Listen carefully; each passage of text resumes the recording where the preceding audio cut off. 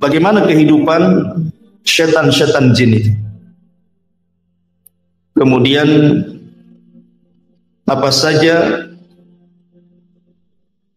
cara mereka menggoda anak Adam. Kemudian kenapa Allah Subhanahu wa taala menciptakan iblis dan syaitan? Apa hikmahnya? Kemudian langkah-langkah mereka. Kemudian dari mana mereka diciptakan? Bagaimana kehidupan mereka? Apakah mereka sama dengan manusia? Dan begitu seterusnya nanti kita akan ulas tentang seputar kehidupan alam jin dan juga syaitan. Ma'asyiral muslimin yang dimuliakan Allah Subhanahu wa taala. Pertama, kita harus meyakini tentang wujudul jin. Jin itu ada. Kenapa saya membahas soal jin dan syaitan? Karena iblis itu bagian daripada jin. Dan itu pendapat yang kuat berdasarkan firman Allah Subhanahu wa taala, "Kana minal jinni fa fasaqa an amri rabbih." Iblis itu bagian daripada jin yang melakukan kefasikan kepada Rabb. Berarti iblis itu bagian daripada jin.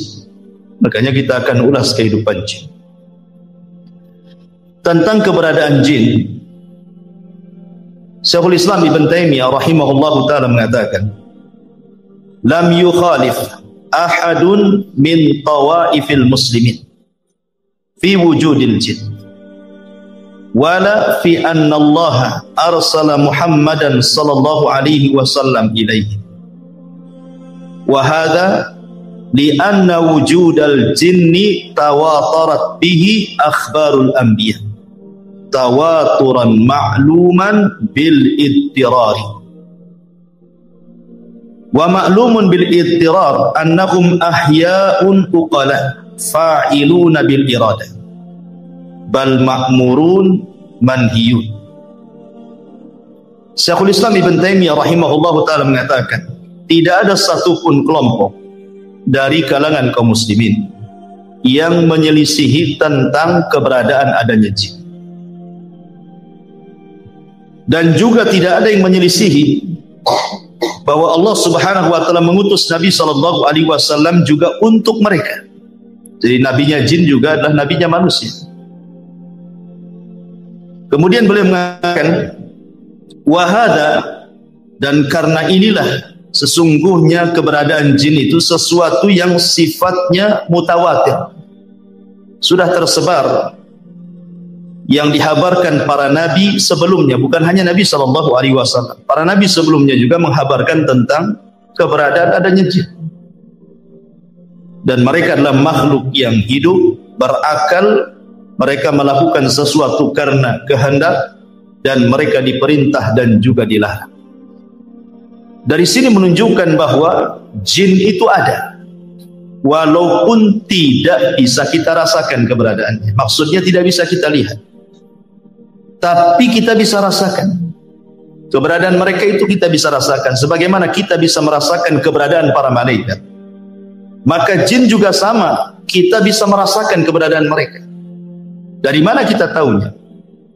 Ketika kita kemudian tergerak untuk melakukan perbuatan jahat, perbuatan maksiat, maka itu tandanya bahwa siapa yang menyuruh perkara-perkara itu was-was daripada syaitan dari kalangan jin. Sama ketika kita tergerak untuk mengaji ke sini, untuk ibadah, untuk taat, itu karena dorongan para malaikat. Artinya bahwa bukan sesuatu yang kita tidak bisa melihat, bendanya tidak ada. Contoh saja kipas, kita bisa rasakan angin, tapi apakah antum bisa mensifati anginnya berbentuk apa? Kan tidak bisa, tapi kan kita bisa rasakan.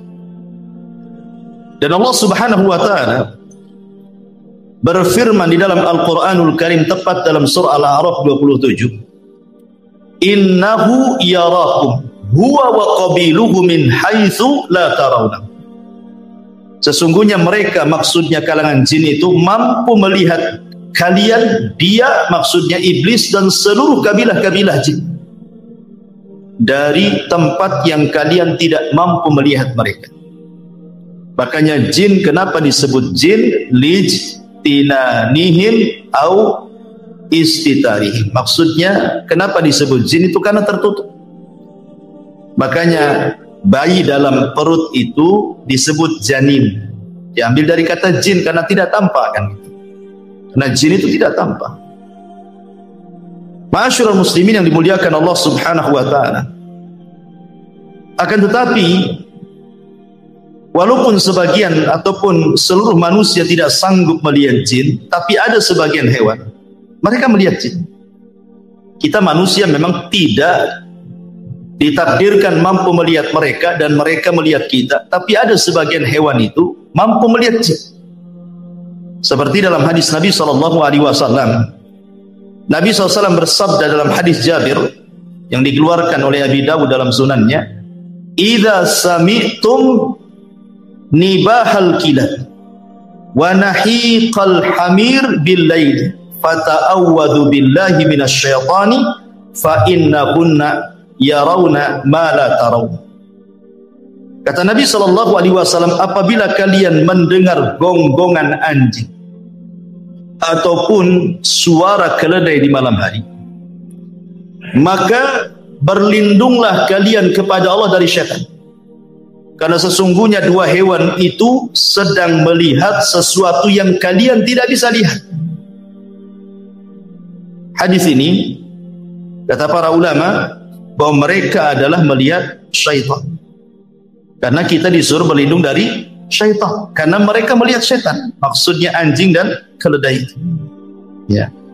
Artinya ada sebagian hewan itu yang ditakdirkan oleh Allah Subhanahu wa taala melihat mereka. Tapi kita selamanya tidak akan melihat mereka. Tapi sebagian para ulama mengatakan sebagai keadilan Allah, ketika di dunia kita tidak bisa melihat mereka, maka di akhirat kita bisa melihat mereka, mereka pula tak bisa melihat kita. Dibalik gitu ya. Kalau di dunia kan kita tidak bisa melihat mereka, tapi di akhirat kita bisa melihat mereka. Itu ada sebagian ulama mengatakan seperti itu. Baik, ma'asyiral muslimin yang dimuliakan Allah Azza wa Jalla. Pertanyaannya, kenapa Allah Subhanahu wa taala menciptakan jin?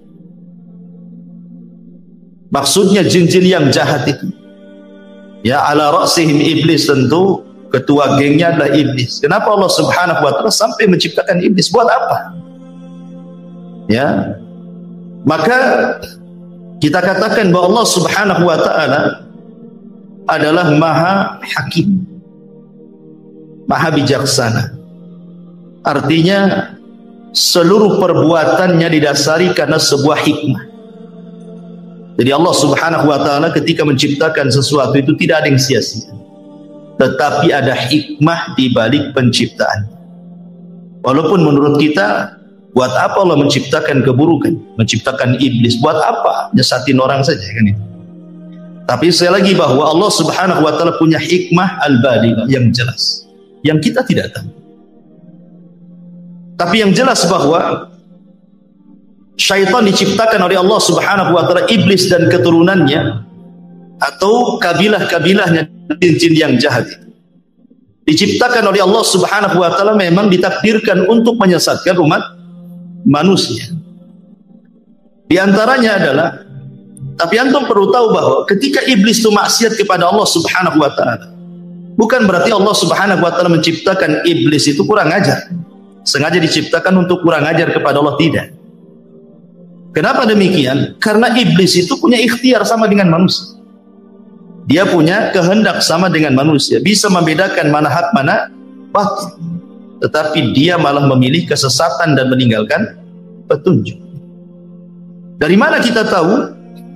Dari firman Allah Subhanahu wa taala surah Al-Anfal surah 20 ataupun ayat ke-20, Allah mengatakan, wa idz zayyana lahumusy syaitanu a'malahum wa qala la ghaliba lakumul yawma minan nas wa inni jarul lakum falamma tara'atil fi'atani naqasa ala akibaihi wa qala, di sini syahidnya, inni bari'um minkum inni ara ma la tarawna inni akhafullah wallahu syadidul iqab. Dan ketika syaitan menghiasi kepada mereka orang-orang kafir jahiliyah itu tentang amal-amal mereka, maksudnya syaitan itu mengkompori, menjadi provokator supaya orang-orang kafir Quraisy itu berperang melawan Nabi. Kemudian syaitan menjanjikan, la ghaliba lakumul yaum, kalian tidak mungkin kalah dalam peperangan ini, kalian pasti menang. Ya. Wa inni jarul lakum, tenang, aku tolong kalian. Karena ketika itu iblis menjelma seseorang yang sudah tua, Syekhun Najd, ikut dalam rapat itu. Ya.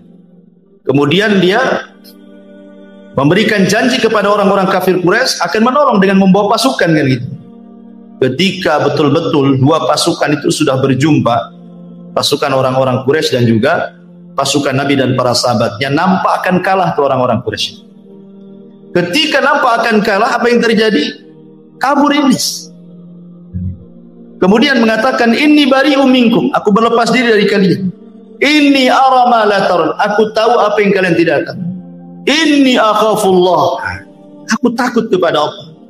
Iblis saja takut kepada Allah kan gitu. Kenapa demikian? Wallahu syadidul iqab, karena dia tahu Allah itu kalau mengadab pasti dengan adab yang keras. Iblis tahu. Artinya tersesatnya iblis itu bukan karena Allah menciptakan iblis untuk sesat, tidak. Sesatnya iblis itu karena kehendak dia. Sama dengan manusia kan. Manusia sesat itu karena kehendaknya.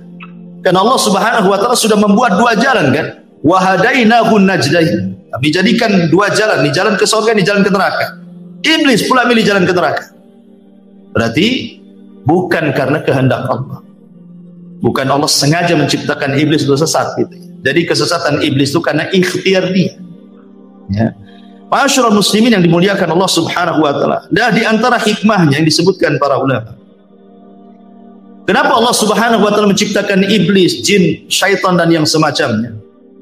Pertama, idharu qudratillahi azza wajalla. Allah ingin menampakkan kuasanya.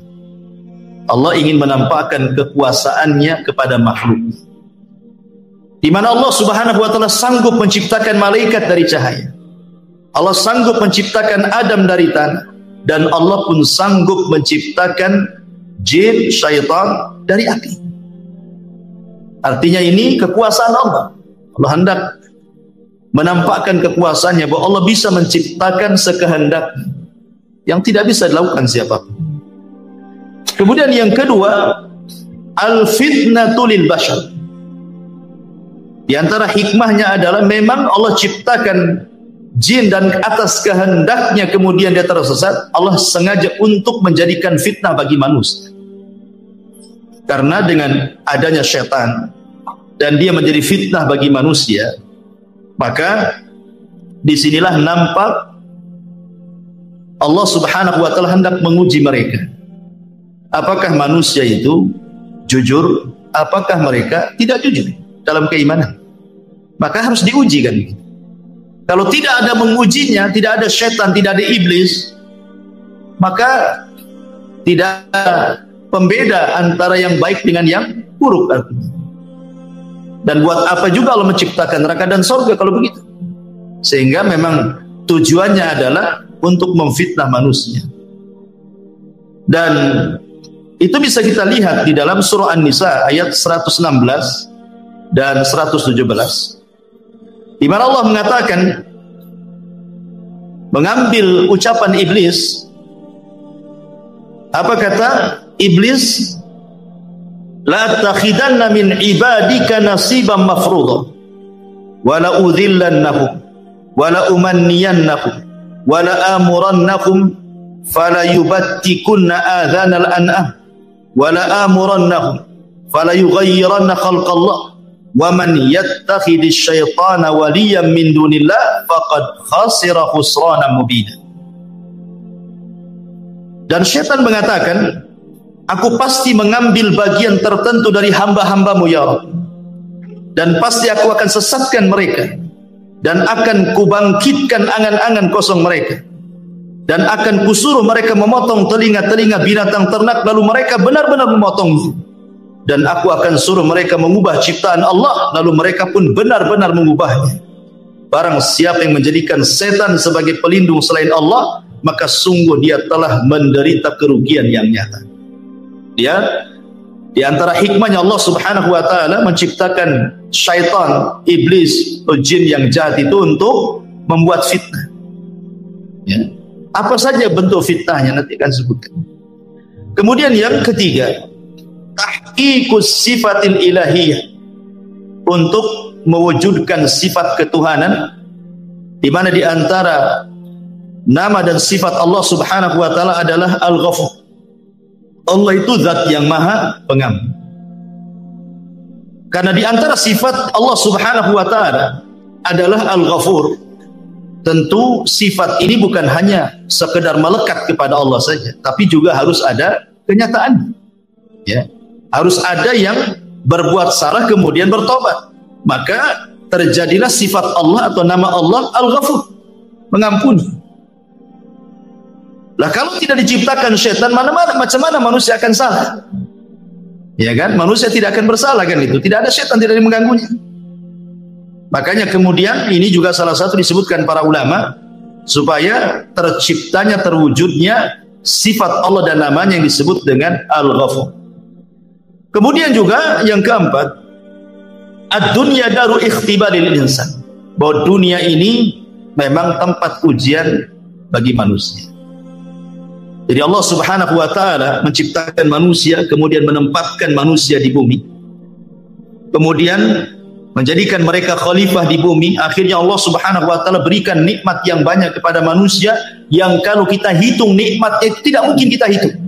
Wa in ta'uddu nikmatallahi la tuhsuha. Kalau engkau hendak menghitung nikmat Allah, tidak mungkin kehitung, saking banyaknya kan itu.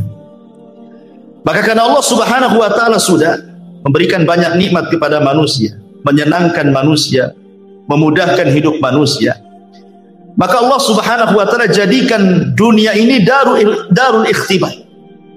Allah akan memberikan ujian kepada mereka. Siapa yang taat, siapa yang bermaksiat kan itu. Maka karena dunia ini tempat ujian, harus ada yang bermaksiat, harus ada yang taat, harus ada yang berbuat baik, harus ada yang melakukan perbuatan dosa. Lah salah satunya adalah yang menyebabkan manusia itu melakukan keburukan adalah karena was-was daripada syaitan. Ya. Maka akhirnya kemudian ada yang tergoda syaitan, akhirnya tidak sanggup memegang ujian Allah, bermaksiatlah dia kepada Allah Azza wa Jalla. Ini juga di antara hikmah. Kemudian juga di antara hikmahnya adalah untuk supaya menjadi pelajaran kepada para malaikat, menjadi pelajaran kepada orang-orang yang beriman, baik dari kalangan para nabi ataupun para pengikut orang-orang yang beriman, bahwa hati-hati jangan melakukan dosa. Sebagaimana kemudian Allah Subhanahu wa taala murka kepada iblis, mengutuknya, mengeluarkan dari surga, mengusirnya lagi. Disebabkan apa? Dosa. Karena tidak mau sujud kepada perintah Allah Subhanahu wa taala kan. Ketika Allah mengatakan usjudu li Adam fasajadu illa iblis, gitu ya. Ketika Allah mengatakan sujudlah kalian kepada Adam, semua malaikat sujud kecuali iblis. Aba wastakbara wa kana minal kafir. Sombong, enggan, termasuk hamba Allah yang kafir. Maka ini juga supaya para malaikat tahu dan tertanam sifat takut dalam diri-diri para malaikat ataupun para nabi ataupun orang-orang yang beriman, jangan seperti mereka. Sebab kalau seandainya seperti mereka, maka Allah pun akan murka sebagaimana Allah murka kepada mereka, kepada para jin yang jahat ya, terutama kepada iblis pembesarnya. Kemudian juga ini juga adalah pelajaran bahwa manusia itu tidak bisa hidup tenang. Harus ada mujahadah, harus ada jihad. Dan itu ya, harus ada kesungguhan di dalam melawan musuh-musuh Allah Subhanahu wa taala. Maka di antara hikmahnya juga supaya manusia tidak hidup leha-leha, malas-malas, tetapi kemudian didorong untuk sungguh-sungguh dalam hidup, beristihad, kemudian mujahadah sungguh-sungguh melawan musuh-musuh Allah Subhanahu wa taala dari kalangan syaitan. Kemudian juga supaya Allah Subhanahu wa taala bisa membedakan mana yang baik, mana yang buruk. Liyamizallahu al-khabitha minat tayyib, agar Allah bisa membedakan mana yang jahat, mana yang baik. Itu di antara hikmah-hikmahnya dan banyak yang disebutkan para ulama. Ma'asyiral muslimin yang dimuliakan Allah Subhanahu wa taala, ingat bahwa Syaitan sudah berjanji di hadapan Allah Subhanahu wa taala, bahkan bersumpah. Apa sumpahnya? Syaitan mengatakan, fa bi izzatika la ughwiyannahum ajmain. Demi kemuliaanmu ya Rabb, ya, la ughwiyannahum ajmain, aku akan sesatkan semua anak turunan Adam tanpa terkecuali. Kemudian di ayat yang lain, bagaimana usaha syaitan ini? La aqudanna lahum siratakal mustaqim, saya akan sesatkan mereka dari jalanmu yang lurus. Summa la'atiyannahum, sungguh aku akan datangi mereka, min baini aidihim, dari depan mereka, wa min khalfihim, dari belakang mereka, wa an aimanim, dari kanan mereka, wa an syamailim, dari kiri mereka, wa la tajidu aktsarahum syakir, sampai engkau akan dapati kebanyakan mereka tidak akan menjadi hamba yang bersyukur kepada. Ya. Jadi dari sini menunjukkan bahwa iblis antaranya itu dari jin-jin yang jahat, dari kalangan syaitan, mereka akan berusaha dari arah mana saja, ya, dari arah mana saja, dengan cara apa saja untuk menyesatkan anak Adam, baik dengan jalur yang baik ataupun dengan jalur yang jahat. Ulama menyebutkan bahwa di antara langkah syaitan atau khutuwati syaitan itu ada 7. Ya, di antara langkah-langkah syaitan itu ada 7. Yang pertama, syaitan itu akan membuat manusia kalau tidak kufur musyrik, disuruh menyekutukan Allah Subhanahu wa taala atau melakukan kekufuran. Makanya kemudian dalam surah Yasin 60 Allah mengatakan, alam ahad ilaikum ya bani adam alla ta'budu syaitan innahu lakum aduwwum mubin. Bukankah aku sudah mengikat perjanjian kepada kalian wahai anak Adam, jangan sembah syaitan, karena dia musuh kalian yang nyata. Allah sudah mewanti-wanti, jangan sembah syaitan, karena memang syaitan itu berusaha supaya manusia menyembah dia. Makanya kemudian Nabi Ibrahim alaihi salatu wassalam mengatakan kepada ayahnya, ya abati la ta'budi syaitan, wahai ayahku jangan sembah syaitan, karena tujuan syaitan itu bagaimana manusia menyembah, melakukan kesyirikan dan kekufuran. Tapi kalau tidak berhasil, tauhidnya kuat, ya, maka syaitan akan masuk ke langkah kedua. Bagaimana orang itu dibuat melakukan bid'ah, ya. Bagaimana orang itu menyelisihi Nabi, menyelisihi sunnah-sunnah, menyelisihi petunjuk-petunjuknya, akhirnya kemudian disesatkan dari jalan Nabi SAW. Maka mereka berusaha untuk mengacau manusia supaya jauh dari petunjuk Nabi. Makanya ketika kita bicara tentang hadis haud, hadis telaga, ada sekelompok orang itu yang tidak boleh minum, dicegat malaikat, diusir. Kemudian dikatakan oleh Nabi SAW, ummati ummati ya Rabb, mereka umatku, biarkan minum. Tapi kemudian dikatakan kepada Nabi SAW, innaka la tadri ma ahdatsu ba'daka innahum ghayyaru wa baddalu. Muhammad, kau tidak tahu apa yang terjadi dengan umatmu sepeninggal. Mereka merubah-rubah syariat, mereka jauh dari petunjukmu, mereka tersesat, dan itu adalah langkah syaitan. Kalau tidak bisa antum melakukan itu, karena mungkin antum kuat tamasuk dengan sunnah, pemegang sunnah Nabi SAW, turun ke tingkatan ketiga. Antum dibuat melakukan dosa besar. Antum dibuat melakukan dosa besar. Allah Subhanahu wa taala mengatakan dalam surah Al-Baqarah ayat 268, asy-syaitan ya'idukumul faqra wa ya'murukum bil fahsya. Syaitan akan membisikkan di telinga kalian, jangan sedekah, jangan zakat, jangan infak, nanti kau fakir. Ya. Wa ya'murukum bil fahsy. Kemudian syaitan memerintahkan untuk melakukan kekejian, zina, homoseksual, lesbi, mencuri, minum khamar, macam-macam. Ya. Maka kalau tidak bisa nih, maka mungkin orang ini kuat ibadahnya, kuat takutnya kepada Allah Subhanahu wa taala, maka turun ke tingkatan keempat. Syaitan akan mengarahkan antum untuk melakukan as-saghair, dosa-dosa kecil. Mungkin dosa besar tidak, ya. Anda tidak melakukan zina, tapi Anda melihat aurat perempuan. Ya kan? Seperti itu dibuatnya, kemudian orang itu melakukan dosa kecil. Kemudian kalau tidak bisa juga, karena memang Anda ini kokoh akidahnya, kokoh sunnahnya, kokoh ibadahnya, maka setan akan beralih ke nomor 5, lebih rendah lagi. Apa itu? Disibukkan dengan perkara-perkara mubah. Perkara-perkara mubah. Ya, nonton bola itu mubah, tidak ada hukum.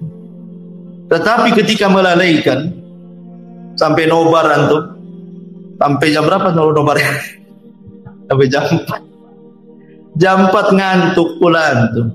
Akhirnya lewatlah subuh. Dimudahkan seperti itu. Perkara-perkara mubah itu disibukkan dengan perkara-perkara mubah untuk apa? Untuk dilalaikan dari zikir, dari ketaatan, dari ibadah. Akhirnya dengan menyibukkan perkara yang mubah, dampaknya adalah lupa kepada ibadah. Ini yang nomor 5. Oh, tidak bisa juga rupanya. Yang nomor 5 ini tak bisa juga nih. Turun lagi itu ke yang ke-6. Apa yang ke-6? Antum disibukkan dengan perkara-perkara yang tidak afdol dan meninggalkan yang afdol. Disibukkan dengan perkara sunnah, tapi melalaikan yang wajib. Antum sibuk sholat malam, bagus sholat malam, bagus sholat malam. Ya, tapi subuhnya antum nguap-nguap, wah. Sholat malamnya khusyuk antum. Masya Allah, Al-Baqarah antum baca. Ya, khusyuk sholat malamnya, subuhnya pula kelihap-kelihap nggak jelas. Itu namanya mengambil sesuatu yang mafdul, meninggalkan yang afdol namanya. Yang tidak afdol, yang sunnah antum kerjakan dengan khusyuk, dengan luar biasa. Yang jelas-jelas wajib pula akhirnya antum lalaikan. Ya. Oh, ini tak bisa juga nih. Yang terakhir nih setan. Kalau sudah tidak bisa ini semuanya, maka setan tidak bekerja sendiri. Setan akan bekerja sama dengan manusia. Ini kan kerjaan setan sendiri. Dia sudah nggak sanggup nih sendirian nih. Ini harus dilawan rame-rame nih. Kerjasamalah setan dengan manusia. Ya, kerjasama dengan dukun-dukun, dengan paranormal, dengan orang-orang jahat, orang-orang zalim gitu. Supaya menyakiti orang dengan lisannya, memukul orang, menyihir orang, dan begitu seterusnya. Ya, itu sudah puncak. Ya. Inilah yang disebut dengan khutuwati syaitan, langkah-langkah syaitan. Makanya Allah mengatakan wala tattabi'u khutuwati syaitan. Janganlah kalian mengikuti langkah-langkah syaitan yang 7. Kenapa? Innahu lakum aduwwum mubin. Karena dia adalah musuhmu yang nyata. Karena syaitan ini cerdas, ikhwan. Terkadang dia masuk ke makanan. Ya kan? Masuk ke makanan dia supaya manusia oke. Perkara-perkara ibadah susah dimasukkan. Masuk soal makanan. Kita tahu bahwa makanan itulah yang menumbuhkan daging manusia. Yang mempengaruhi manusia itu makanan dan minuman. Maka setan berusaha bagaimana kemudian orang ini memasukkan makanan yang haram, minuman yang haram. Entah zatnya haram atau cara mengambilnya dengan cara haram. Supaya kalau nanti dia berdoa tidak mustajab lagi doanya. Sebagaimana hadis Nabi SAW ketika menyebutkan dzakara ar-rajul yutilus safar asy'atha aghbar yamuddu yadayhi faqala ya rabbi, kata Rasulullah, mat'amu haramun wa mashrabu haramun wa malbasu haramun wa ghadiya bil haram kaifa yustajabur, kata Rasul. Ada orang yang berdoa tinggi-tinggi memelas, ya Rabb, ya Rabb. Dia sudah miskin, dia musafir, dia mengangkat kedua tangannya. Itu 4 perkara yang jelas-jelas mustajab doa. Mustajab doa itu 1, musafir. Musafir itu mustajab doa. Ya, makanya kalau ada musafir datang ke rumah antum, tamu dari jauh gitu ya, minta doanya, mustajab itu doanya. Ya. Kemudian yang kedua, fakir, miskin. Orang miskin itu mustajab doanya, karena kalau berdoa ikhlas orang miskin itu. Kemudian mengangkat kedua tangan. Rasul mengatakan innallaha hayyun karim yastahyi idza rafa'a yadayhi yastahyi li 'abdin idza rafa'a yadayhi an yaruddahu masifra. Allah itu zat yang maha malu tapi maha pemurah. Allah malu kalau ada hamba yang mengangkat tangan seperti ini berdoa, maksudnya doa masalah bukan doa ibadah. Kemudian Allah biarkan kosong tuh tangan. Allah malu. Ya. Kemudian yang keempat, memelas. Ya. Karena di antara sebab mustajab doa kata Rasul itu memelas, terus mengeluh, itu salah satu mustajab doa. Artinya orang ini punya 4 syarat harusnya diijabahkan doanya, tapi tidak diijabah juga. Kenapa? Ya kata Rasul, bagaimana akan diijabah? Makanannya, minumannya, ya kan, dari yang haram. Pakaiannya dari yang haram, dibesarkan dari benda yang haram. Fa kaifa yustajabul, bagaimana akan dikabulkan? Lah setan masuk dari jalur ini, ya. Dia berusaha untuk mengacau makanan orang, ya. Karena tahu bahwa perut ini adalah bagian daripada syahwat, ya. Perut ini bagian daripada syahwat. Syahwat itu dari leher ke atas dan dari leher ke bawah, itu syahwat, ya. Dari leher ke atas, mata, telinga, otak, ini bisa melakukan syahwat, memandang yang diharamkan, mendengar yang diharamkan, mengucapkan sesuatu yang diharamkan, berpikir yang jorok yang diharamkan. Dari leher ke bawah ada perut dan kemaluan. Lah itu setan berusaha untuk menghiasi itu semua tuh. Seperti itu langkah-langkah setan. Ikhwatu fiddin, muliakan Allah Azza wa Jalla. Kemudian setan masuk dari 2 jalan. Pertama dari syubhat, yang kedua dari syahwat, ya. Syubhat merusak agamanya, syahwat merusak akhlak. Kalau sudah masuk 2 jalur itu, rusak semuanya manusia. Agamanya rusak, akhlaknya rusak. Apa yang dikehendaki manusia? Ya. Ma'asyiral muslimin yang dimuliakan Allah Subhanahu wa taala. Tetapi ikhwan, ingat, kemampuan setan untuk menguasai manusia itu, setan itu hanya menguasai manusia dari 4 jalan saja. Ingat, setan itu hanya bisa menguasai manusia dari 4 jalan, tidak lebih, ya. Pertama, at-tazyib, berusaha menghias. Yang hak dihiasi jadi batil, yang batil dihiasi jadi hak, yang jahat dihiasi jadi baik, yang baik dihiasi jadi jelek, dan begitu seterusnya. Hanya menghias-hias saja. Yang kedua, at-taswil, dibuat manusia itu diangan-angan, dibuat angan-angan, ya. Tulul amal, dibuat angan-angan setinggi langit, ya, tapi tak punya sayap, mau terbang, hanya angan-angan saja, pengen kaya, ya, pengen ini, pengen itu, pokoknya dibuat angan-angan sama setan, ya. Kemudian yang ketiga, al-waswas, dibuat was-was, ya, kehidupannya di-was-was. Kemudian yang keempat, an-naz'u, digoda, dirayu. Inilah setan, kemampuan kepada manusia cuman ini saja. Tetapi hebatnya, walaupun dengan 4 ini, betapa banyak, berapa juta manusia disesatkan oleh setan. Ya, ingat, setan itu tidak bisa maksa manusia, enggak. Kamu jangan sholat, tidak bisa. Setan nggak akan bisa memaksa orang. Ya, setan itu tidak mungkin memaksa orang. Setan itu hanya mampu untuk 4 perkara saja. Dia tidak bisa menyakiti orang. Tidak bisa. Jadi menyesatkan Bani Adam itu cuma dari 4 ini saja. Tapi dengan 4 perkara ini, subhanallah, jutaan manusia tersesatkan. Hebatnya setan. Mana dalilnya? Pertama, surah Al-A'raf ayat 200. Allah mengatakan, wa imma yanzaghannaka minasyaitani nazghun fasta'id billah innahu sami'un alim. Dan jika setan dan menggodamu, ini pertama menggoda nih, ya. Gimana lah orang menggoda? Kan antum tahu menggoda istri antum kan antum tahu. Ya, istri goda antum pengen uang kan tahulah, paham. Itulah arti menggoda. Ya. Lah setan tuh goda kita juga gitu. Maksiat, jangan tidur, maksiat sana. Kan digoda-goda kan? Ya.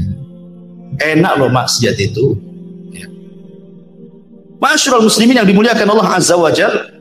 Kemudian Allah mengatakan, jika setan datang menggodamu, maka berlindunglah kepada Allah, sungguh Dia Maha mendengar lagi Maha mengetahui. Ini yang pertama. Yang kedua, Allah mengatakan dalam surah Al-Anfal ayat 48. Allah mengatakan, wa idzayyana lahumus syaitan.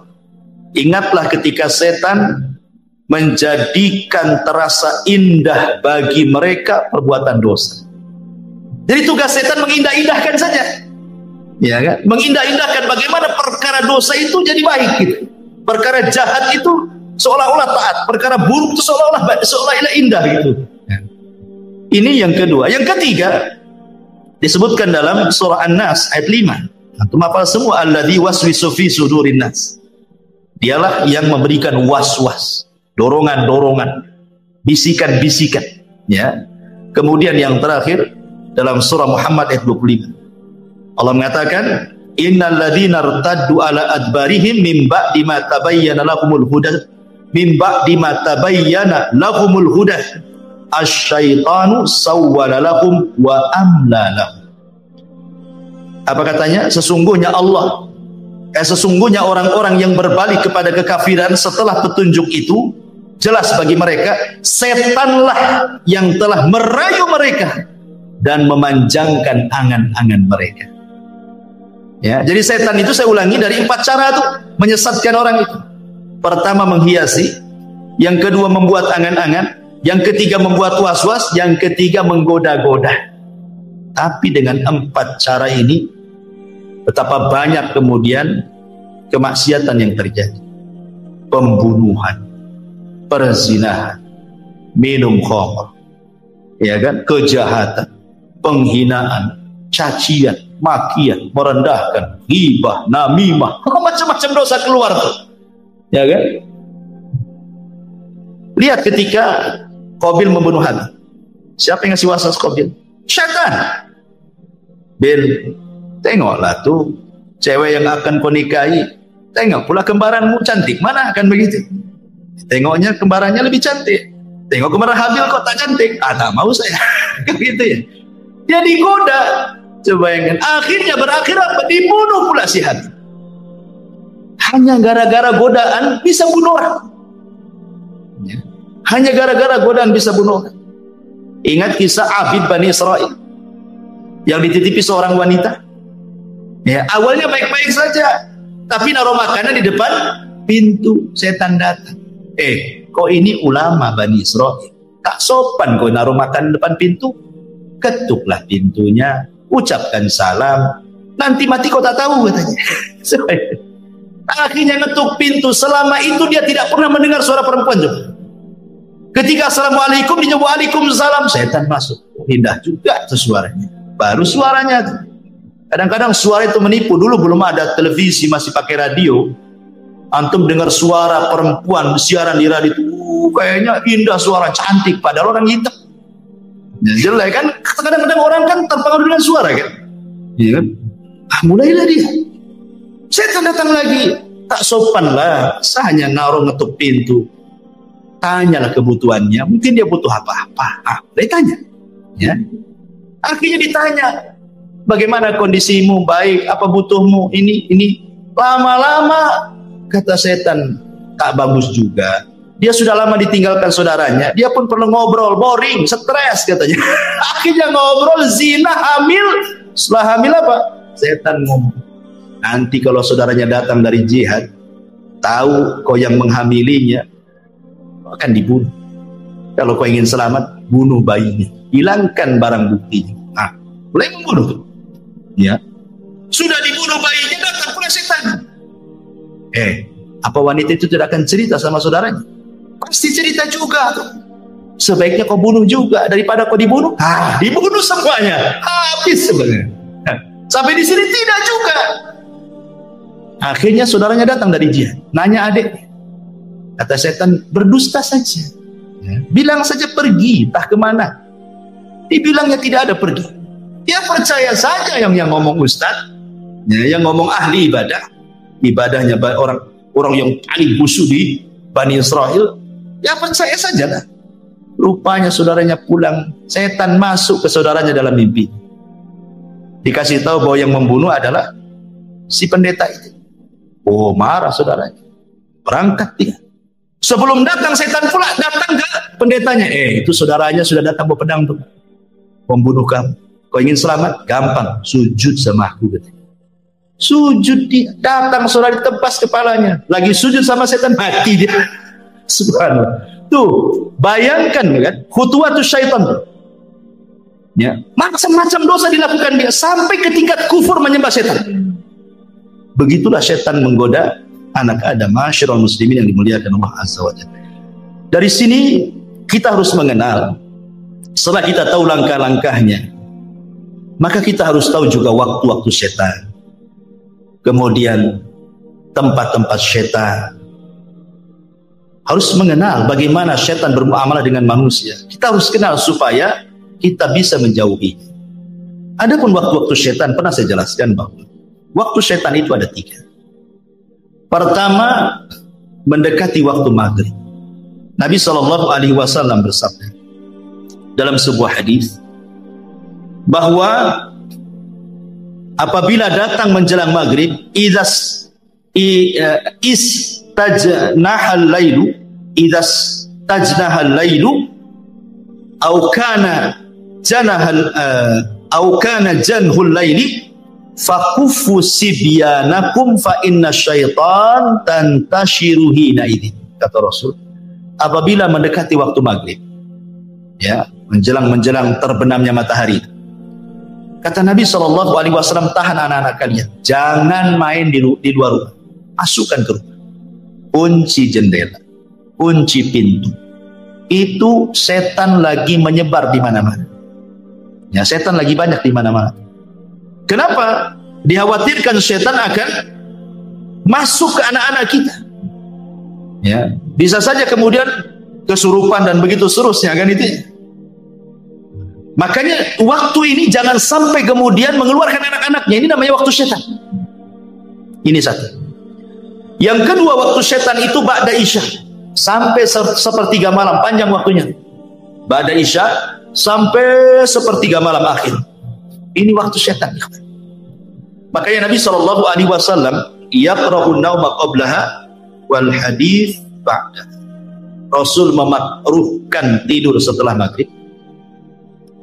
Nggak boleh tidur setelah maghrib itu karena ke isya cepat. Ya, nanti bablas maghribnya kan, apa isyanya ya. Kemudian Rasul memakruhkan bicara setelah isya, kecuali ada manfaatnya, entah manfaat dunia atau manfaat akhirat seperti ngaji seperti itu. Tapi kalau tidak ada manfaat dunia dan akhirat, apa sih manfaatnya? Hanya ngobrol, nongkrong gitu, tidak jelas gitu ya. Maka setan akan talau bermain-main tuh dengan orang. Dibuatnya orang kuliner malam-malam, berangkat jam 8, pulang jam 12, sampai jam 12 tidak langsung tidur juga. Baru tidur ketika malaikat turun pulang pun tidur. Karena sepertiga malam akhir. Jadi orang itu dilalaikan jangan sampai bangun di sepertiga malam akhir, dan kalau bisa jangan sampai subuh bangun. Itu waktu setan. Ya. Makanya kenapa setan itu di malam hari dia sengaja bawa 3 ikatan. Kemudian datang kepada setiap orang yang tidur, diikat tengkunya 3 kali ikatan. Diikat sama setan tengku kita ini.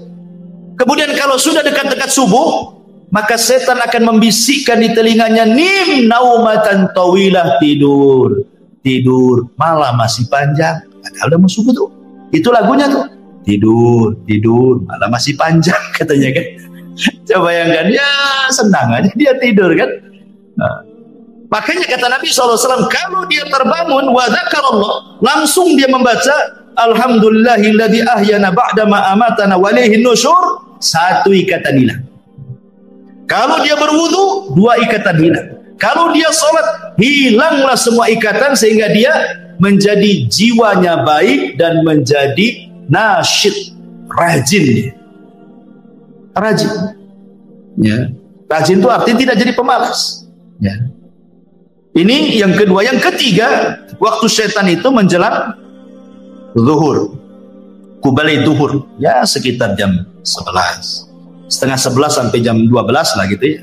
Itu namanya waktu setan. Dari situlah Nabi SAW mengatakan apa? Kilu fa inna syaitana la yakin. Tidurlah siang karena setan tidak pernah tidur siang. Ya, ya bukan tidur betulan, tidur ya mungkin 10 menit jadilah, walaupun ya sleep chicken. Tidur biasa saja walaupun tak nyenyak gitu. Bahkan menurut penelitian Profesor Amerika itu, orang yang membiasakan tidur siang menjelang zuhur itu ya antara jam 11 gitu ya, tidur 10 menit jadilah, walaupun tidak tidur beneran rebahan-rebahan itu, maka akan dijauhkan dari stroke dan akan diperbaiki jantung kata mereka ya. Walaupun nggak diteliti orang, kita yakin bahwa setiap perintah itu ada hikmah. Sami'na wa ata'na, selesai. Ya, artinya sekali-kali gitu kita melakukan sunnah ini. Ini disebut dengan waktu-waktu syaitan.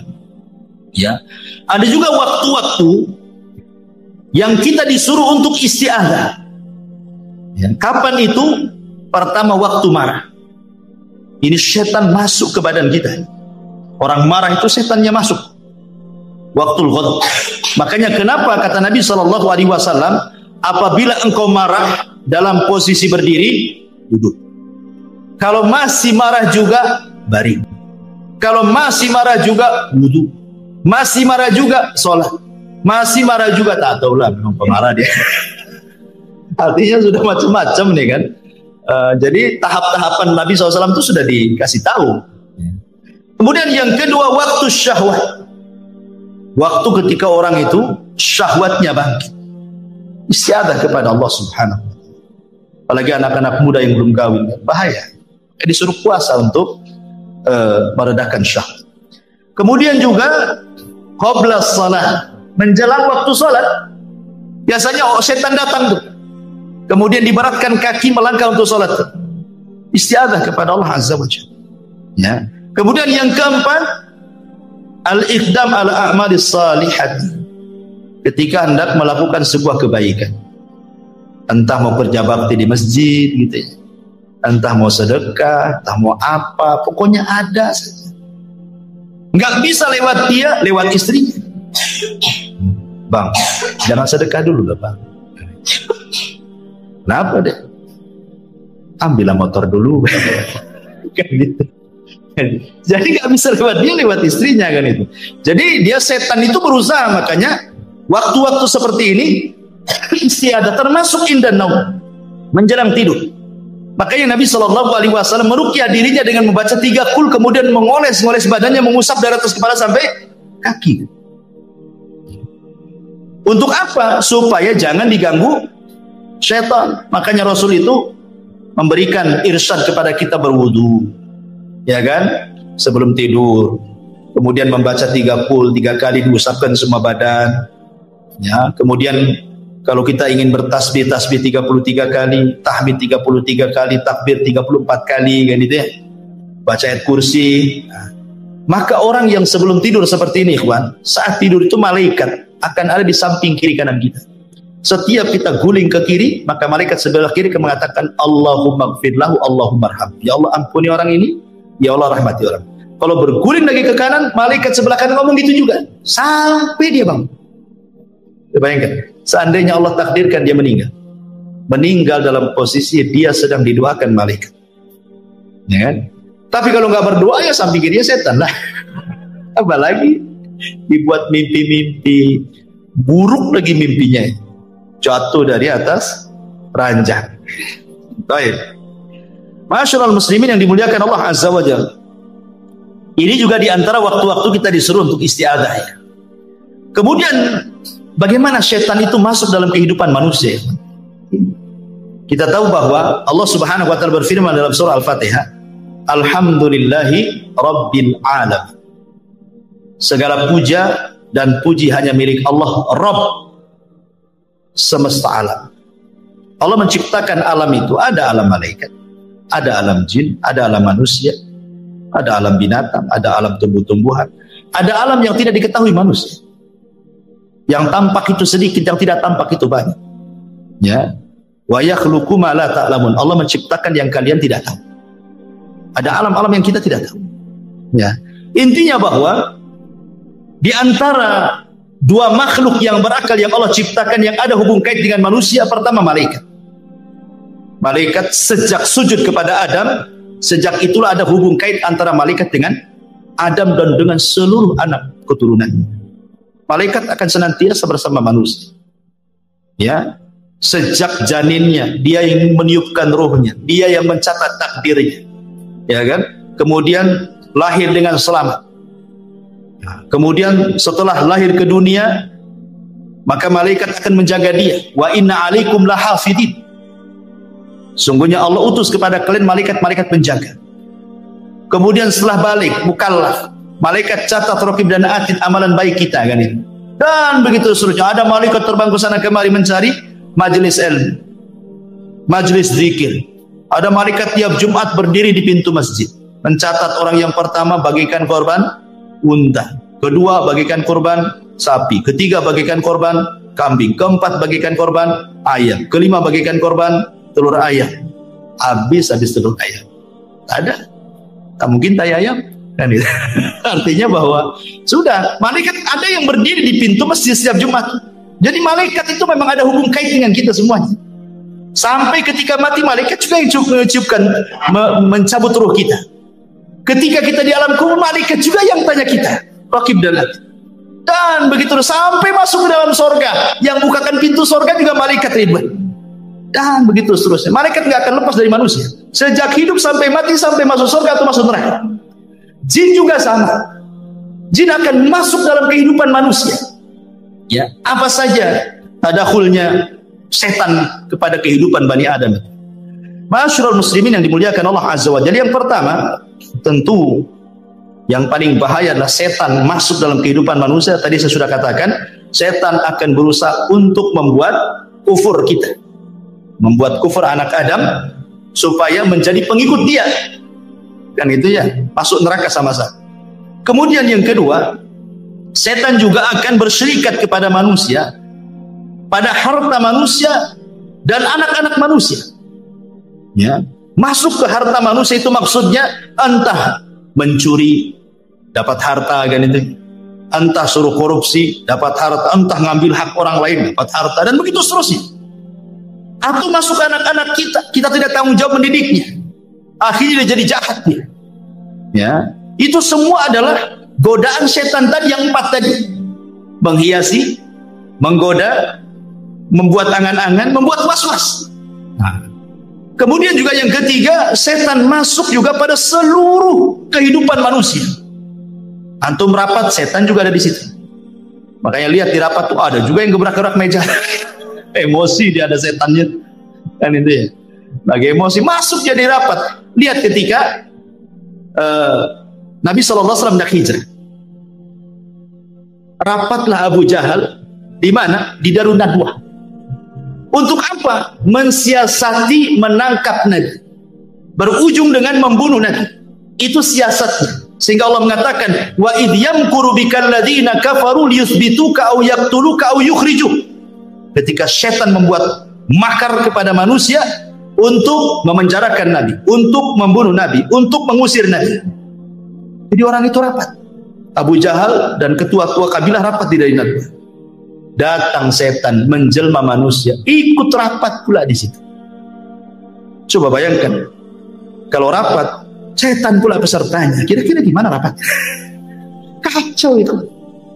Jadi manusia itu masuk ke rapat-rapat manusia itu. Ya. Jadi semua perkara-perkara manusia akan masuk di situ. Dan itu disebutkan dalam sebuah hadis Nabi SAW, inna syaitana yahduru ahadakum inda kulli syai'in min sya'i.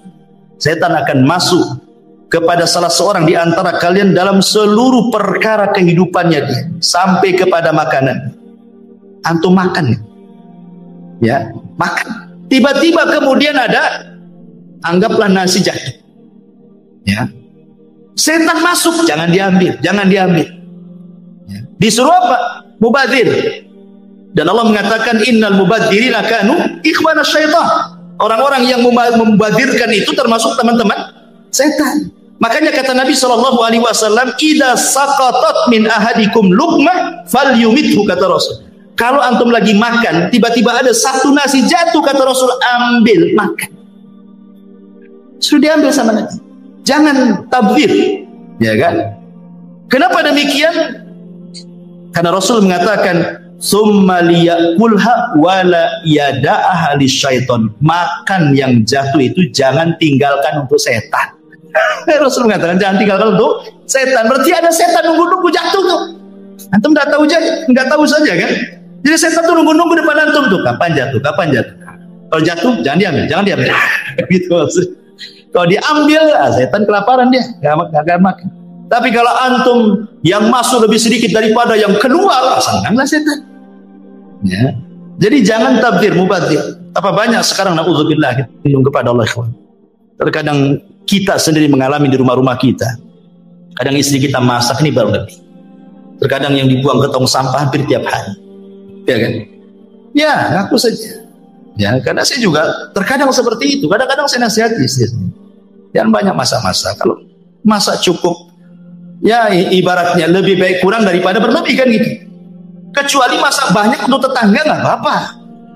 Ya. Kalau untuk dimakan kemudian sampai sayur dibuang karena basi nggak kemakan, nasi dibuang hampir tiap hari, ya Allah kan. Ini sama aja untuk berkawan dengan setan namanya, ngasih makan setan kan. Ya, jadi ini juga sampai masuk kepada perkara-perkara seperti ini. Kemudian faida faragha falyul'iqhu asabi'ahu. Kalau selesai makan tidak cukup sampai disebut kata Rasul, jilati jari-jari kalian. Sampai Rasul nyuruh jilat-jilat. Namanya kalau habis makan kan banyak tuh makanan di tangan itu. Ini udah habis makan belum dijilat, masuk kobokan. Nah, itu kan tuh setan di kobokan. Gitu ya, kawan. Ya, kenapa? Alasannya fa innahu la yadri fi ta'amihi yaqulu barakah. Kata Rasul, karena kalian tidak tahu di mana berkah makanan itu. Apakah yang dimakan tadi, ataukah yang di tangan, ataukah yang jatuh. Ya. Ma'asyiral muslimin yang dimuliakan Allah Subhanahu wa ta'ala, termasuk juga setan. Itu masuk pada pintu-pintu rumah Bani Adam. Jadi setiap hari setan itu jumlahnya banyak. Usia mereka lebih panjang dibandingkan usia manusia. Ya, tapi tidak ada yang kekal. Semua setan juga mati, kecuali iblis saja yang kekal. Itu pun matinya nanti setelah tiupan sangkakala kan itu. Jadi setiap hari itu di rumah kita ini, di depan rumah kita ini, di depan pintu-pintu rumah kita itu setan sudah berjajar tuh. Semua rumah kaum muslimin.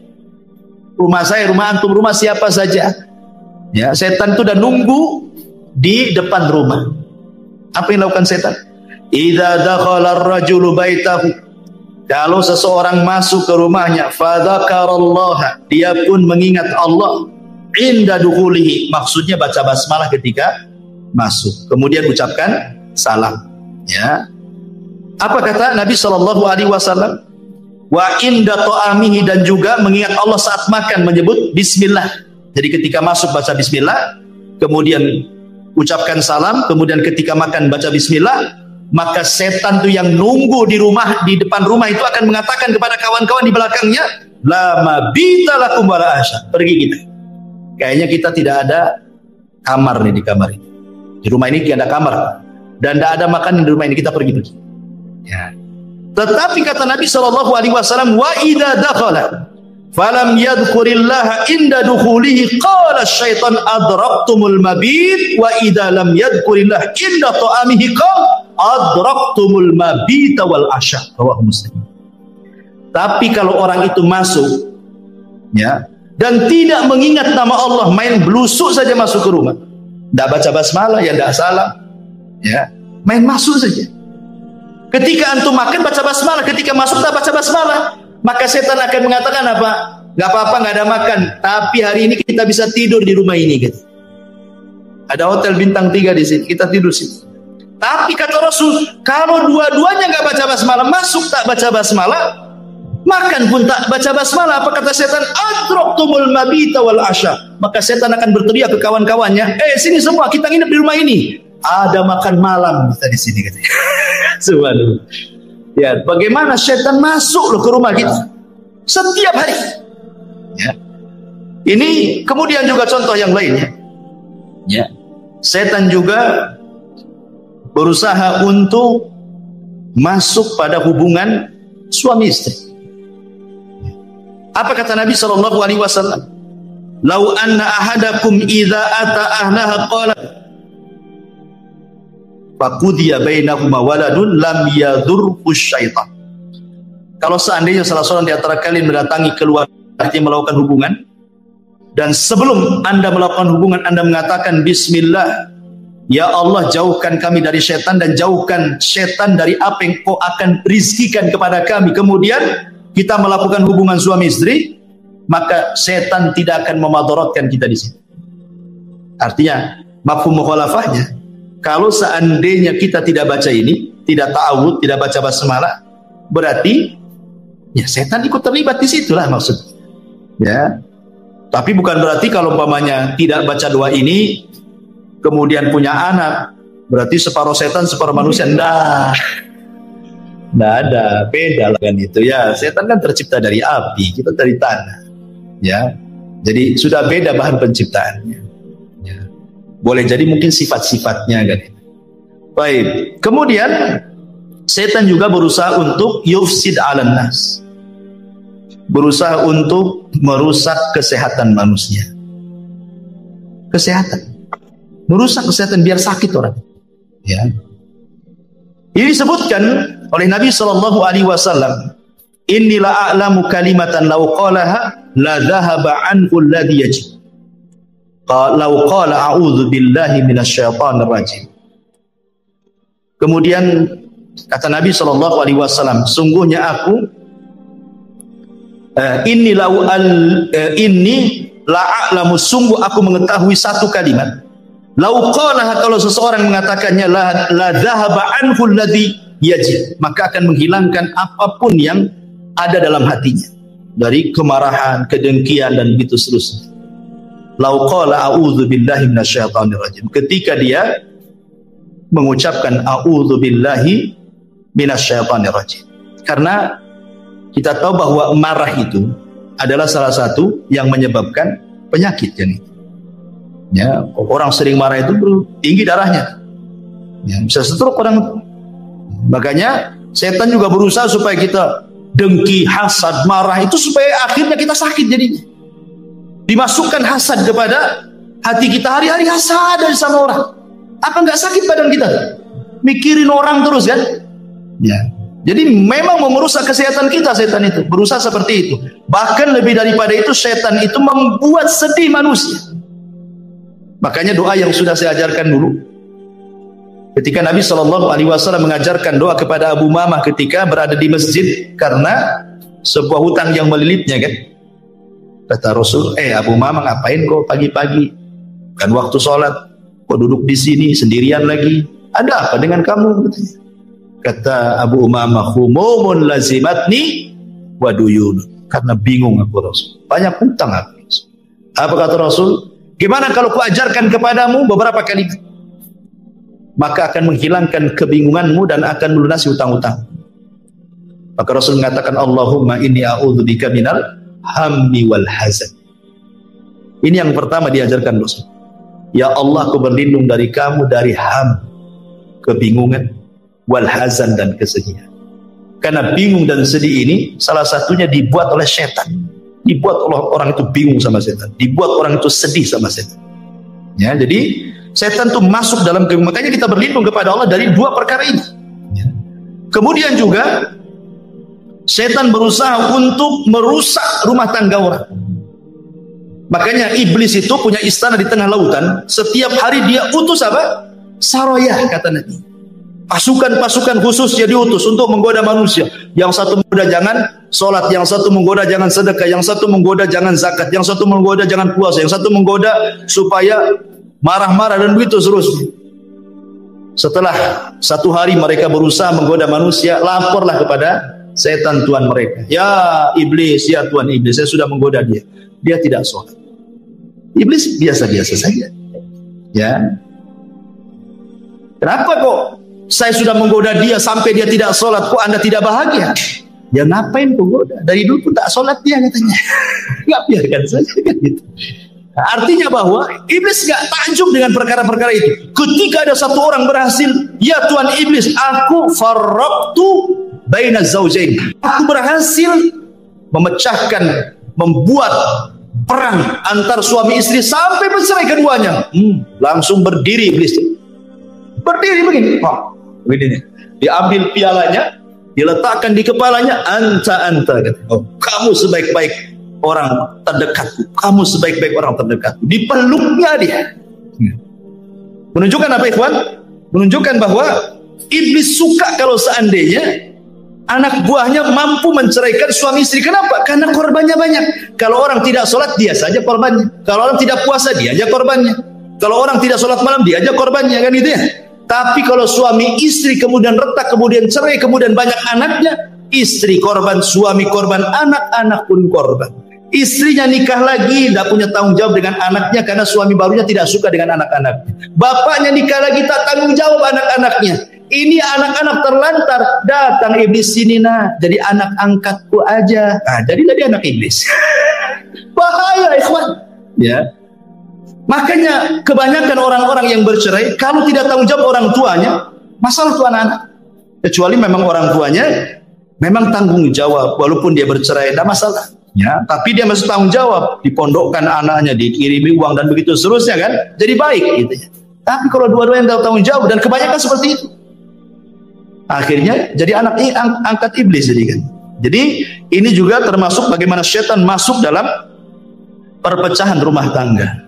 Ya, termasuk juga masuk pada ibadah manusia, terutama para wanita yang sedang haid.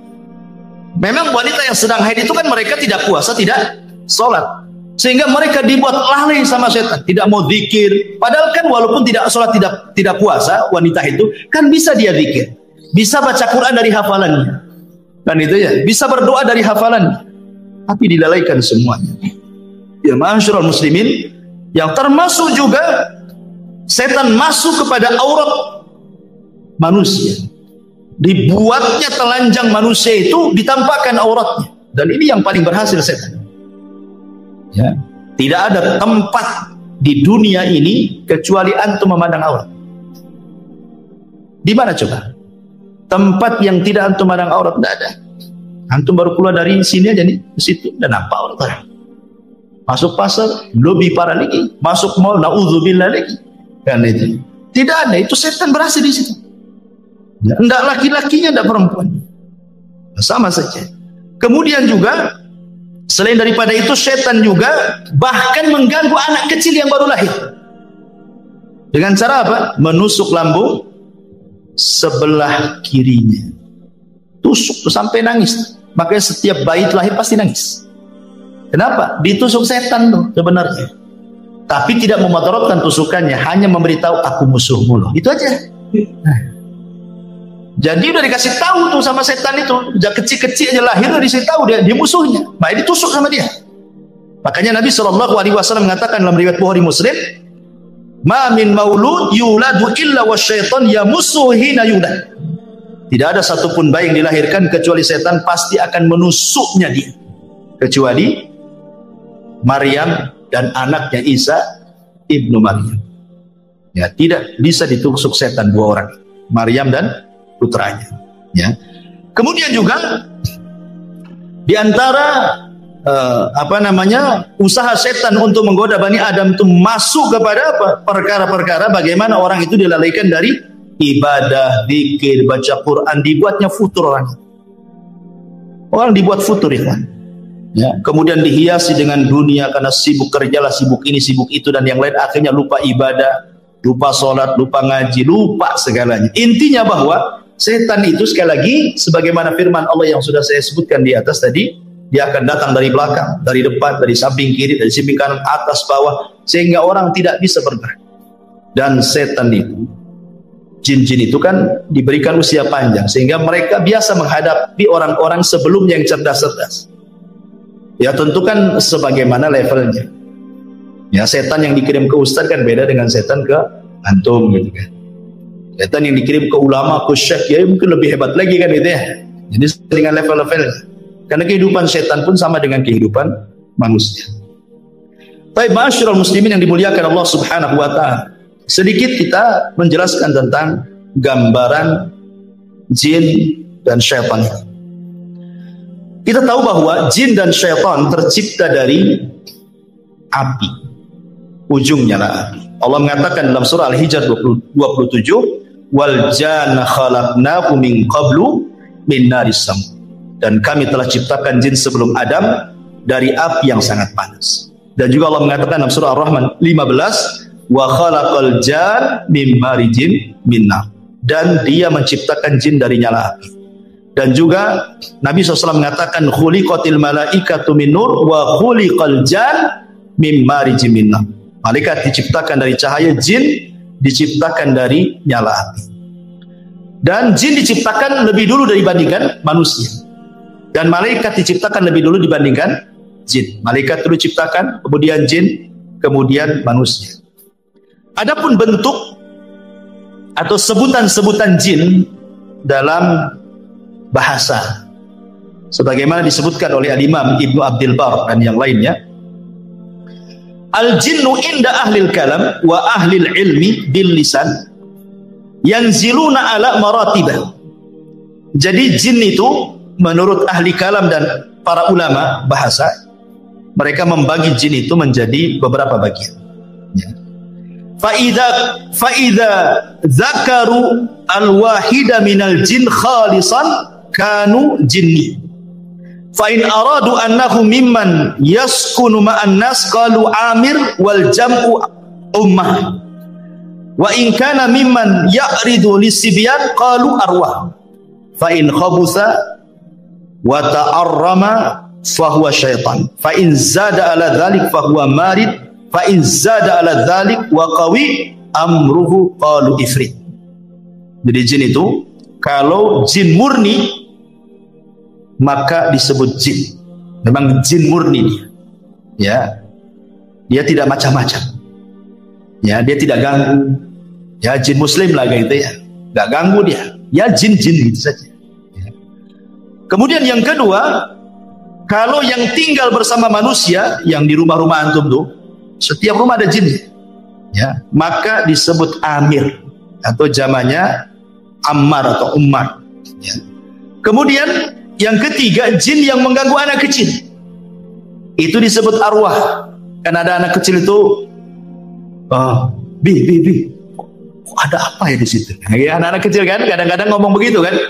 Itu bukan punya indera keenam, bukan indigo, bukan orang sakti itu. Nah, ada tuh orang dibilang anak saya sakti, karena melihat setan, melihat jin.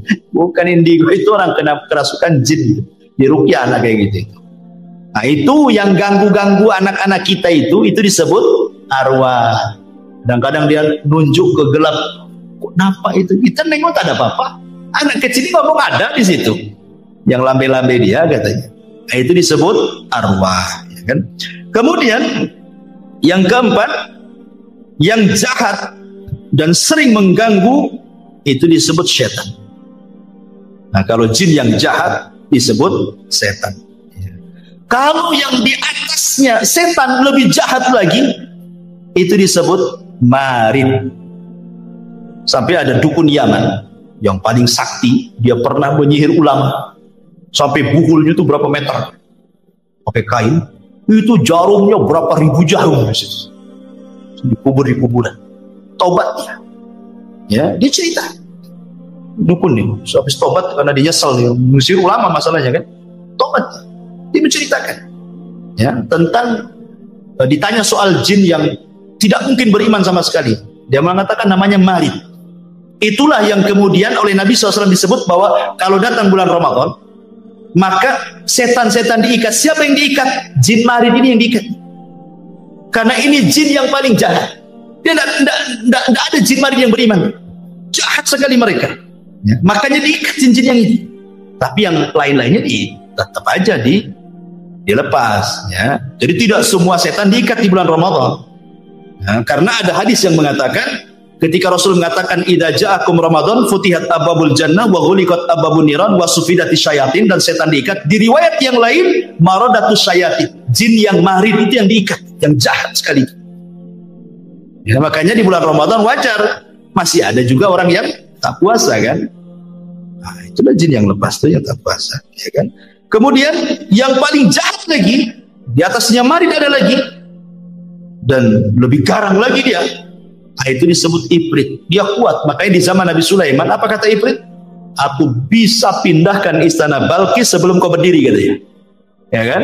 Saking kuat. Itulah bawahannya iblis. Ifrit. Dia bisa pindahkan istana Ratu Balkis sebelum Sulaiman berdiri lagi.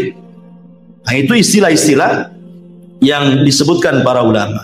Kemudian juga Nabi SAW mengatakan al-jinnu salah satu asnaf. Jin itu ada 3 jenis ya. Sinfun lahum ajnihatun yatiruna fil hawa, wa sinfun hayyatun wa kilabun, wa sinfun yahilluna wa yat'anun. Nabi SAW mengatakan dalam riwayat Tabrani dan Al-Hakim dengan sanad yang sahih, jin itu 3 kelompok. Yang pertama, jin yang bisa terbang. Jin itu bisa terbang. Makanya kenapa mereka punya maqaidu di sam'i, di atas awan mereka punya pos-pos. Mereka terbang ke awan. Ya, kemudian mereka buat pos di atas awan. Nanti dari pos itulah mereka saling panjat pinang.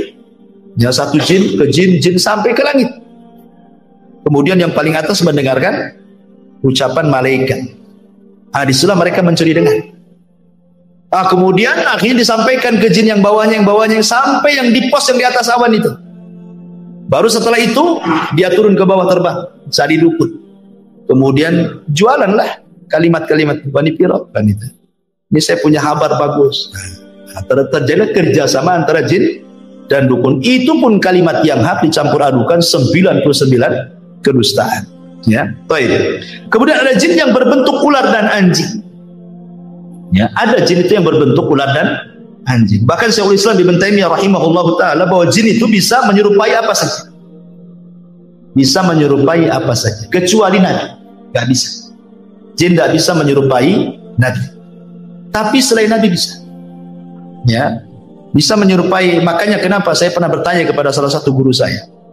Waktu saya belajar di Yaman, belajar kitab Fathul Majid, Syarah Sahih kitab Tauhid. Jadi saya tanya, namanya Syekh Adnan, ya, Syekh, saya kebiasaan di kampung saya cerita, agak panjang cerita. Waktu saya di kampung di Jawa Barat, di Majalengka sana, ada tukang mabok. Jadi zaman dulu preman-preman itu, mereka bukan kayak sekarang merek-merek Homer itu kan macam-macam ya. Kalau dulu kan paling tinggi cap janggut, ya kan? Anggur cap janggut. Ya, kalau dulu kan, itu sudah mabuk tuh minum itu. Jadi preman-preman desa ini buatlah lomba mabok-mabokan. Karena satu botol tidak puas, akhirnya apa? Dicampur dengan spiritus. Jadi campur dengan spiritus. Kurang kuat juga dicampur dengan pil BK. Untuk pil BK, untuk anjing gila. Jadi dioplos tuh. Bayangkan, anggur, kasih spiritus, kasih pil BK. Gimana? Overdosis mati. Mati kepala preman itu mati. Beberapa orang mati, preman juga mati itu gara-gara overdosis. Jadi zaman bahula kan, zaman dulu itu, preman tuh paling takut dengan hantu. Orang-orang dulu kan takut kalau cerita-cerita setan itu karena banyak tahayulnya orang-orang desa. 1 minggu nggak ada orang berani keluar gara-gara kematian itu, karena nggak wajar matinya kan. Akhirnya banyaklah tahayul orang-orang desa. Katanya aku melihat preman itu sedang duduk di jembatan gitu. Ya, di tempat saya itu ada namanya jembatan Harewos gitu. Di situ ada, di Harewos itu katanya ada dia sedang duduk. Jadi saya tanyakanlah cerita ini kepada Syekh Adnan. Mungkin nggak saya bahwa orang mati ini bisa hidup lagi? Karena ini cerita nyata gitu. Ini dongeng dari desa saya di Majalengka sana. Katanya saya itu mungkin saja. Tapi bukan orang mati itu hidup lagi, bukan itu. Tetapi itu adalah jin korin. Setiap manusia itu punya jin korin, kata Syekh. Lah, yang tahu tentang sifat kita, ya bentuk kita itu jin korin kita, karena sejak lahirnya sudah ada pada badan kita kan gitu. Sehingga dia tahu sifat kita, bentuk kita apa. Jadi kan dia memungkinkan dia tasyakul persis seperti kita. Jadi ketika dia mati, jinnya ini sudah menakut-takuti orang, karena sudah tugasnya selesai, memberikan wasus orang sudah mati kan. Berarti jin dikeluar, dialah jadi jin yang bebas.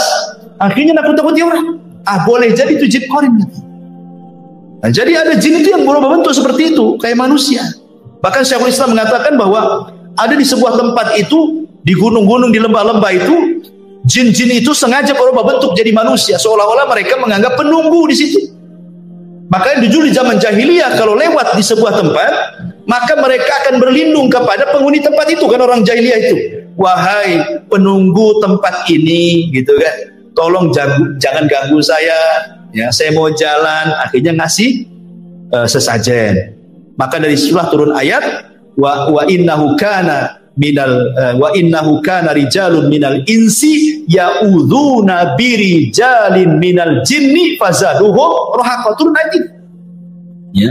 Dan ada sebagian kalangan dari manusia meminta bantuan, meminta perlindungan kepada sebagian jin, akhirnya menambah kekufuran.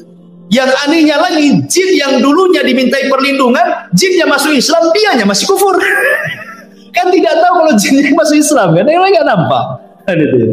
Masyaallah muslimin yang dimuliakan. Kemudian juga yang ketiga, ada jin yang lepas dan berjalan ke sana kemari. Ya. Jadi inilah 3 jenis jin. Baik, kalau ada yang bertanya, bagaimana jin itu akan diazab oleh Allah Subhanahu wa taala dengan api sementara dia tercipta dari api? Jin masuk neraka, dihisab oleh Allah sama dengan manusia. Kalau dia masuk neraka dicipta dari api, tentu dia tidak akan terbakar. Ya. Maka ini dijawab oleh Asy-Syaikh atau Al-Imam Ibnu Aqil dalam kitabnya Al-Funun bahwa jin itu tetap merasakan adab, merasakan sakit kalau dibakar dengan api. Sebagaimana manusia juga kalau ditumbuk tanah juga sakit. Karena maksudnya jin tercipta dari api itu asal penciptaannya sama dengan Adam, asal penciptaan dari manusia, tapi anak turunannya tidak dari tanah, ya dari ibu bapak. Makanya kalau antum ambil pisau, antum kemudian iris tangan antum, yang keluar kan bukan pasir, bukan tanah, ya darah kan begitu. Berarti bukan lagi tanah. Jadi hanya Adam saja. Sebagaimana juga dari kalangan jin itu yang diciptakan cuman bukan iblis, ya di atasnya iblis lagi, ya Sumiyah itu siapa namanya, kata Imam Nukatsir itu dalam Bidayawaniyah. Ya iblis ini kan ceritanya panjang. Dalam cerita Israiliyat disebutkan, ini cerita Israiliyat, tidak ada Quran, tidak ada di dalam Sunnah.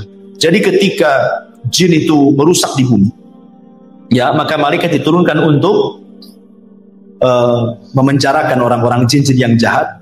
Kalau tidak mau tobat, mereka akan dibunuh, dipenjarakan, dibunuh.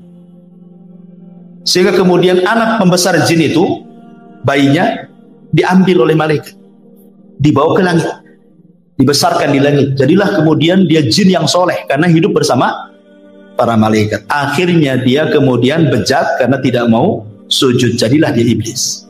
Nah gitu ya. Wallahu a'lam, itu kan cerita Israiliyat. Tapi yang jelas bahwa itu asal penciptaannya saja dari api, anak turunannya bukan api. Jadi kalau dibakar dengan api ya tetap sakit. Buktinya adalah Nabi SAW pernah diganggu ifrit dalam sholatnya. Dicekiknya ifrit itu sama Nabi, ludahnya keluar terasa dingin. Kenapa nggak terbakar tangan Nabi? Bukankah katanya dia tercipta dari api? Berarti kan sudah bukan api lagi. Yang kedua, riwayat bahwa Nabi SAW pernah mau didatangkan syihab minan nar. Jadi jin ini membawa kayu bakar yang ada apinya dan hendak membakar wajah Nabi. Dan kalau memang dia tercipta dari api, ngapain bawa kayu bakar, bawa api? Tangannya aja disentuhkan gitu, maka terbakar dia. Ya kan? Menunjukkan bahwa dia bukan lagi dari api kan gitu. Itu kan bapak moyangnya aja yang dari api, turunannya ya dari bapak ibunya jin lah kan gitu. Karena jin juga nikah sama dengan kita. Jin itu loh kurang lebih kehidupannya dengan manusia. Ada RT, ada RW, ada lurah, ada kecamatan, ada pemilunya juga. Ada partainya juga. Bermadhab juga, ada Syafi'i, Maliki, Hambali, Zahiri, ada Syiah juga, ada Mut'ah juga mungkin mereka. Apa mereka berorganisasi? Ya enggak tahu. Apakah mereka ikut organisasi apa gitu? Wallahu a'lam. Tapi yang jelas kehidupan mereka sama dengan manusia, kurang lebih. Ya, tidak kurang, tidak lebih. Baik, kemudian jin mukallafun. Jin mukallaf, artinya mukallaf itu sama dengan manusia juga, disuruh sholat, puasa, zakat, haji. Persis. Quran yang kita baca itu juga Quran yang dibaca mereka. Ya, hadis yang kita baca itu pun hadis yang dibaca mereka. Karena nabi mereka dari manusia. Ya, jadi jin itu kebanyakan belajar agama kepada manusia. Jadi kalau jin belajar agama kepada manusia jadi ustaz. Tapi kalau manusia belajar ke jin jadi tukang sihir. Terbalik kan. Jadi jin itu belajar agamanya kepada manusia. Karena nabinya juga manusia. Wa inna minna salihuna wa inna minna salihuna wa minna duna dzalik kunna taraika kidada. Di antara kami ada yang soleh, ada yang tidak soleh, kami bertingkat-tingkat. Kemudian juga makanan jin disebutkan dalam sebuah hadis Abdullah bin Mas'ud radhiyallahu anhu. Jadi ketika Nabi SAW diundang untuk ceramah di kalangan jin, bagaimana Rasul tahu bahwa di situ ada jin berkumpul ribuan? Ya tentu malaikat yang kasih tahu. Rasul kan tidak melihat jin. Ya, malaikat ngomong, kamu ke sana, itu ditunggu oleh bangsa jin, ceramahlah kau di sana kan itu.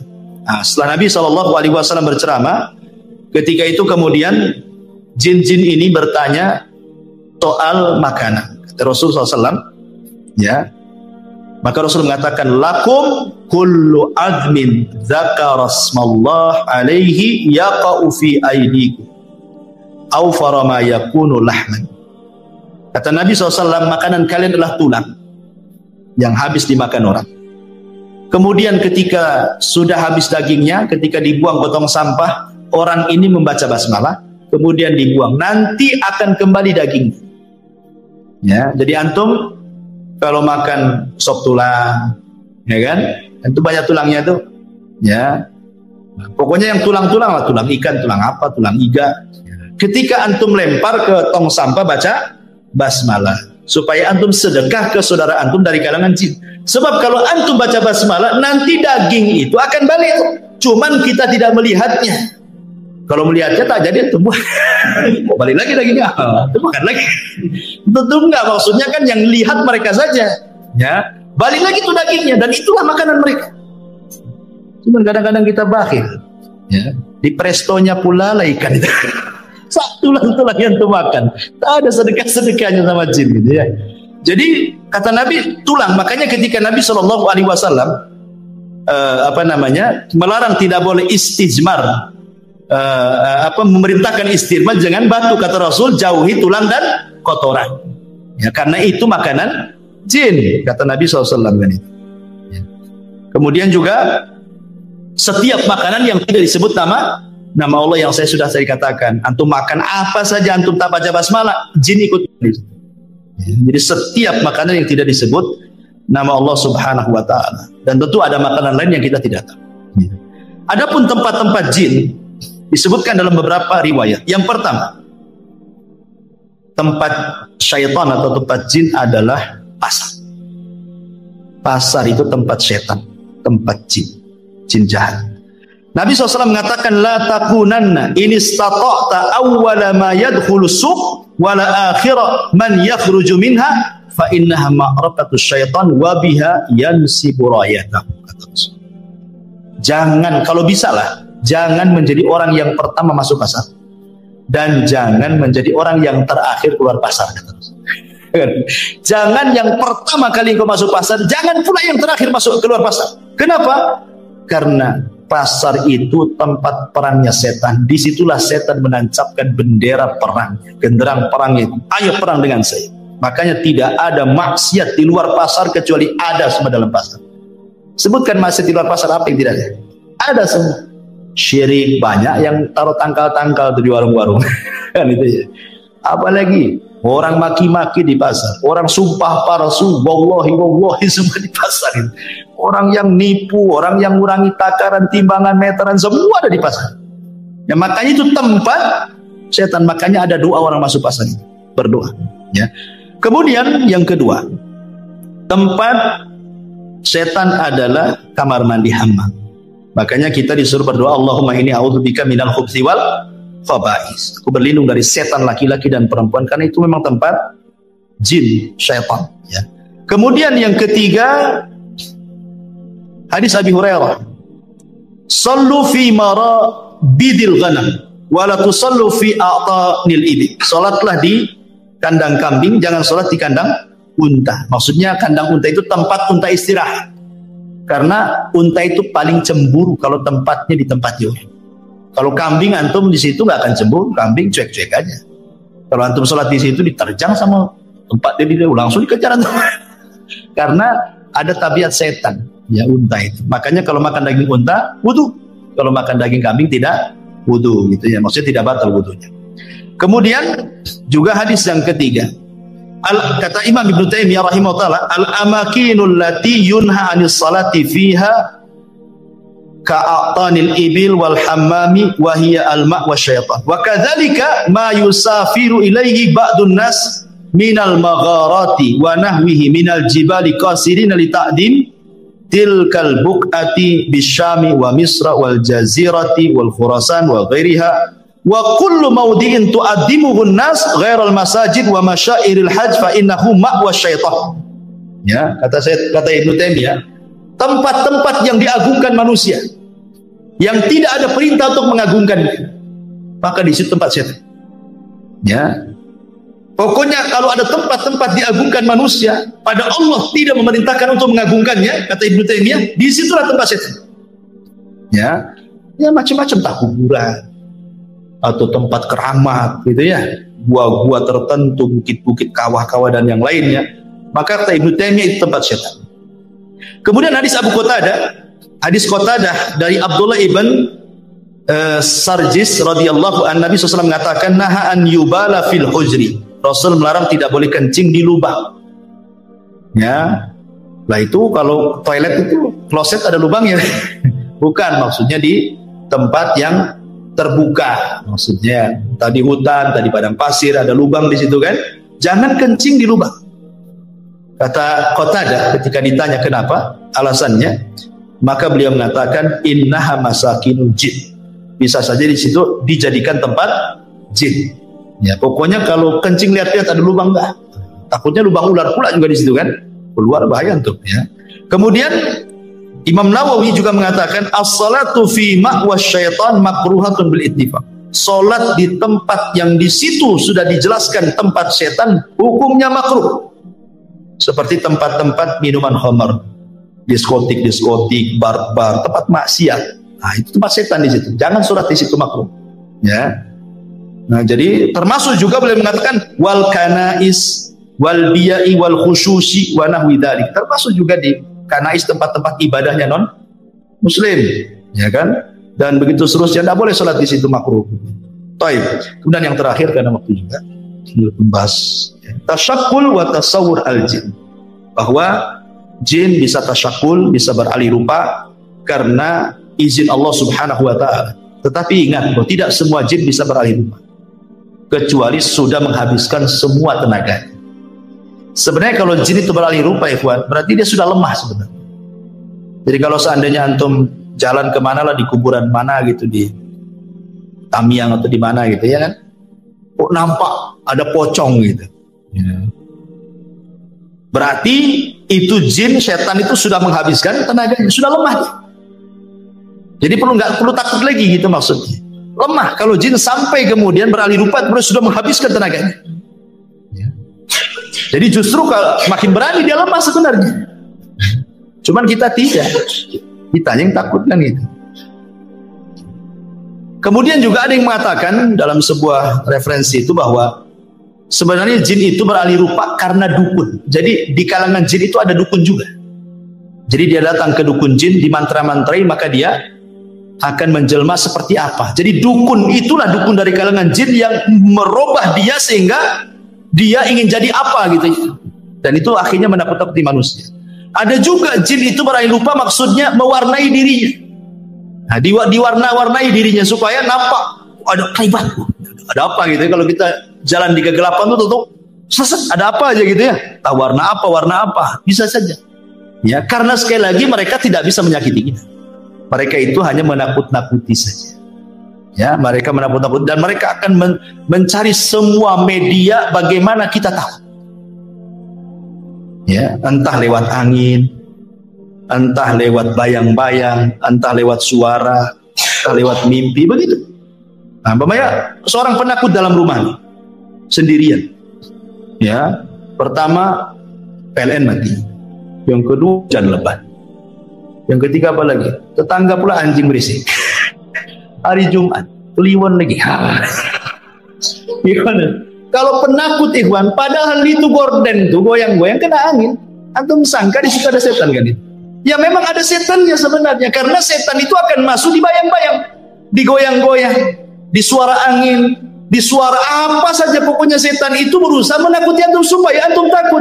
Makanya Rasul mengatakan kalau antum lewat di sebuah tempat dan menakutkan, maka cukup mengucapkan bismillah wala tubali, kata Rasul. Bismillah, jangan pedulikan. Kata Rasul, cuma simpel saja. Baca bismillah, jangan pedulikan. Banyak istri antum nih, ya takut ya, kan ada wanita-wanita yang penakut. Mungkin karena sejak kecil sudah ditakut-takuti orang tuanya, jangan keluar, nanti ada setan. Akhirnya sampai besar pun terpengaruh dengan bahasa itu. Nengok sinetron pula isinya suser ngesot kan gitu. Semua film setan juga. Akhirnya kan kepikiran tuh. Kata Nabi SAW, kalau umpamanya ke dapur dari rumah, lagi hujan, lagi banyak angin goyang-goyang, jangan pedulikan. Memang itu setan, kita tidak syak lagi itu setan dengan nakut-nakuti. Tapi Rasul mengatakan jangan pedulikan, baca basmalah, masuk kamar mandi, kencing, balik lagi, selesai.